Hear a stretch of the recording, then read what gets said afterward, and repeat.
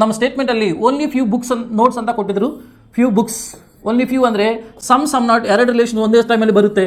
Okay, only ಫ್ಯೂಗೆ statement diagram ಈ ಥರ ಹಾಕಬೇಕು.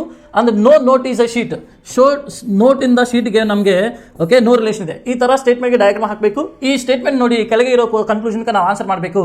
ನೋಡಿಮ್ಮ, ಸಮ್ ಬುಕ್ಸ್ ಕನ್ಕ್ಲೂಷನಲ್ಲಿ ನಮ್ಮ first conclusion some books sheets ಅಂತ ಕೊಟ್ಟಿದ್ರು. ಇಲ್ಲಿ ಬುಕ್ಸ್ಗೆ ಶೀಟ್ಗೆ ರಿಲೇಷನ್ ಏನೂ ಇಲ್ಲ, ಅಂದರೆ ವಿತೌಟ್ ರಿಲೇಷನ್ ಇದೆ. ಈ ಥರ ಇದ್ದರೆ ನಾವು ಕಾಣಿಸೆ ಅಂತ ಹೇಳ್ತೀವಿ. ನೋಡಿ ಸೆಕೆಂಡ್ ಕನ್ಕ್ಲೂಷನ್ ಸಮ್ ಅಂದ್ರೆ ಓಕೆ, ನನ್ನ ಎನ್ ನೋಟ್ಗೆ ಬುಕ್ಗೆ ಕೇಳಿದ್ರು. ಇಲ್ಲಿ ನೋಟ್ ಇದೆ, ಬುಕ್ ಇದೆ, ಇಬ್ಬರ ಮಧ್ಯದಲ್ಲಿ ಸಮ್ ರಿಲೇಷನ್ ಇದೆ.